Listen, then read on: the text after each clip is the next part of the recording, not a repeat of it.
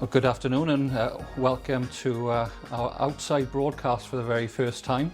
We're in Tonypandy and we're at Club Coffee, and today we have the privilege of interviewing John and Sarah Sutton as they begin a new adventure on the Tonypandy High Street. John and Sarah, it's just so great to see a new business being established, and you guys that follow Jesus. So it'd be interesting to know, first of all, are you local people? Yes, I am. I'm from Tonypandy, born and bred. I've lived here my whole life, apart from university, but this is everywhere I know. Yeah, I'm not. I'm imported. So I'm from England, grew up in Shrewsbury, and then went to university in Cardiff, and then ended up in the Valleys to help out in Hope Church Rhondda, and I've been here for about 6 years now. Yeah, so we met in Hope Church Rhondda. Yeah. Great, that was going to be my next question. Sorry. No, that's great, no problem. Okay, so Hope Church, that's the sort of the common denominator between you originally, yeah? Okay. Yep, that's right, yeah. Okay, so is that an established church, a new church? Well, you were part of it from the start, really, weren't you, pretty much? Yeah, so Hope Church is a church plant, so a new church has been set up.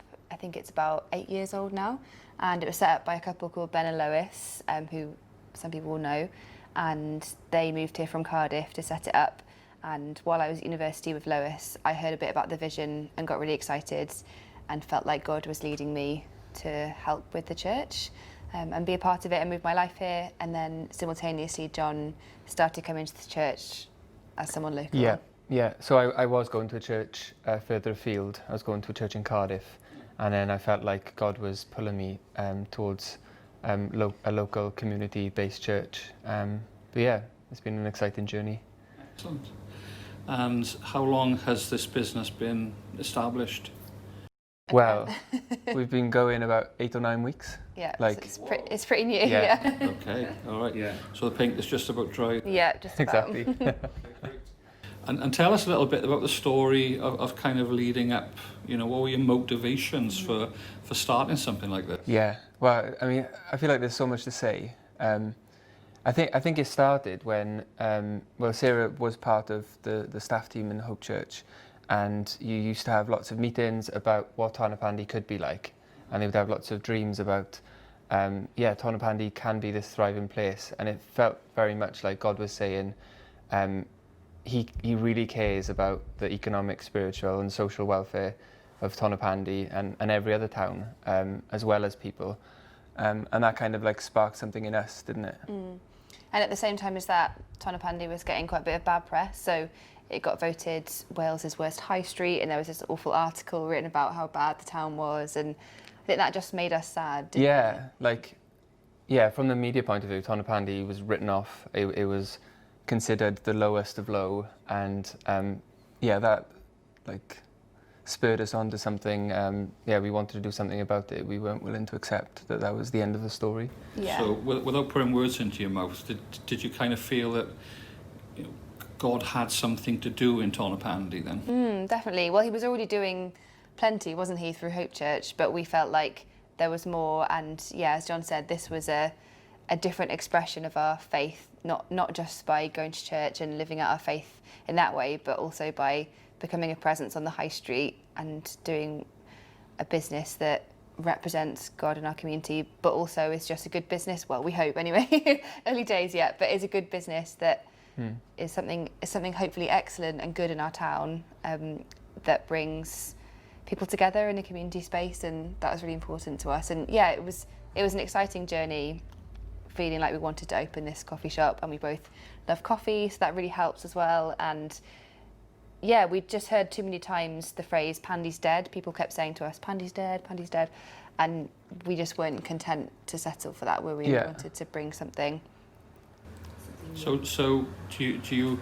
Okay, well, tell us a little bit about your professional expertise of running cafes and setting up businesses, that kind of stuff. Well, it's a grand total of none. Yeah, 0. Our CVs would be blank, wouldn't they? Yeah, it's totally new for us both. Like, we've never run a business, or I've never even worked in a coffee shop before. Yeah, haven't so either. like it was a complete step of faith, really, wasn't it? Mm-hmm. Yeah, while yeah, we didn't know what we were doing. Yeah, we tapped into some like really good resources.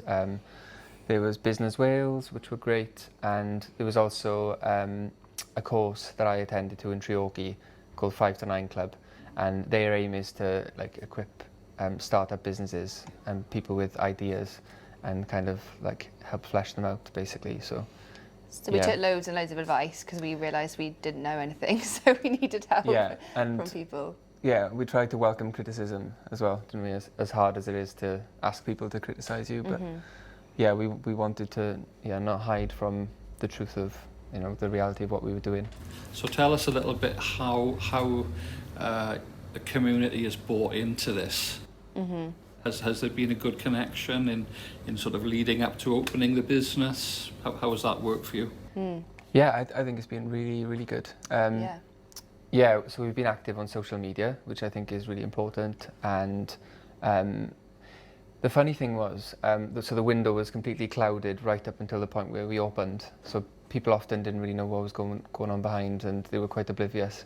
But then all was revealed, and they could see the finished product. And yeah, I think the community have welcomed us, wonderfully, really. But we spoke a lot to them beforehand, didn't we? Exactly, so we yeah. did loads of market research and that kind of thing. We hosted some stuff in the library when you could do things like that. And we had really good discussions with people. And I'm also part of the Chamber of Trade, which is like a group of local businesses, because our church is also a building on the high street. So I joined that kind of accidentally, but then I was just, sometimes you just end up in a meeting and you don't really know why you're there, but then it's too late. And they were fab at encouraging me and to start this business, and it was a really good insight into the sort of the high street and the business world around here. And yeah, we've had loads of great conversations like way in advance with our local councillor and other business owners, and people were just saying this is what the town needs, weren't they, over and over again. Yeah.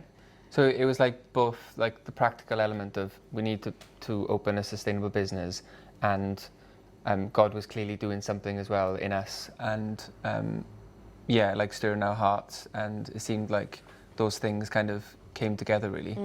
Yeah, there was a really cool moment when, so this building used to be a bank, and I know you said you visited once or twice back in the day, but yeah, it used to be a bank, and upstairs, when we were sort of viewing the building to see if this would be the right building, we went upstairs, and there's like a separate part which it turns out was an old church, and we were looking in it and feeling quite afraid that day, and feeling overwhelmed and worried about this big thing that we were potentially going to take on, and just talking to God about that and saying, God, would you lead us or whatever.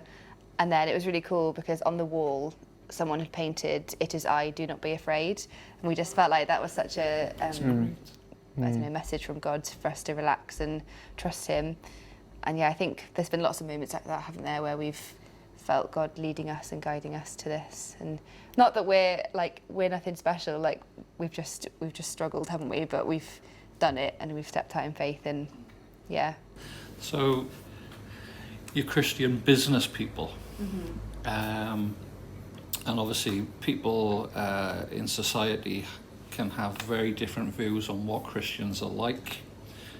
So if they came to your cafe, and you're obviously committed in your faith, would you be preaching a sermon from the corner? How do you express your faith in this kind of environment? Yeah, that's it's a really good question. So yeah, one thing that we were clear about is that we didn't want to be a charity, and we didn't want to be another church on the high street, because we already think there's an excellent church in Hope Church Rhondda. So, but what we've really wanted to do is build relationships with people, and that might take a few months, or it might take years. But what we're making here is a statement saying that we're in this for the long run. We really care about the town. And we want to build relationships with people, and it doesn't matter how long that takes, but we're willing to do it, and ultimately direct people towards Jesus, and to our local church as well. And one phrase we always say, isn't it, that we're not a Christian coffee shop, we're a coffee shop run by Christians. That's kind of the phrase that we come back to, and that just means that our faith interweaves into all the decisions we make. So For example, we want to try and have a really ethical supply chain and try and get things like fairly. We want to try and, we've got a lovely member of staff, we want to treat them really well or pay them right. You know, all things like that. Yeah. Like we want to make our decisions good decisions that are based in our faith and kind of doing our best to represent our faith, but not necessarily, as you said, preaching from the corner, but making it a whole life thing, a whole life response to. Yeah, Which definitely. is, I guess, how you live the rest of your lives anyway. Try to, yeah. Yeah. Yeah. And then kind of the obvious question as we draw to a close is, what's next for you? Because obviously the whole COVID thing has massively impacted people in business and life generally. How has that affected you, and how do you see the future? You've said about faith and that being a sense of call and compulsion to do this. So how is that working itself out as you look to the future? I think it's difficult. I can't pretend that it's easy. It's a weird time to open a business, but it's a weird time for everyone right now. So I think probably everyone is suffering in some kind of way. I think the important thing is that we continue to trust God. Keep giving our worries and our burdens to Him, and trust that He's working things out for us. Have you got anything else to say about that? Yeah, I think we want to stick it out and we want to keep going, and yeah, we don't want this just to be a flash in the pan. We want to be here for the long haul. And as John said, you know, everyone's struggling at the moment. Let's stay open. Let's keep being a place where people can come and hang out. And obviously they can't meet in separate households right now, but they can say hi. We can chat to them when we're making coffee. And I think we want to show that we're here for the long haul, and we're in this town, and we're very deliberately on Tonypandy High Street, and we're not going anywhere. Who knows if we'll open somewhere else in the future, but for now we're here and we're committed to here. And yeah, hopefully COVID will not stop that. Yeah. We hope. And for people that will be watching this, a really practical question. How are you doing that, John?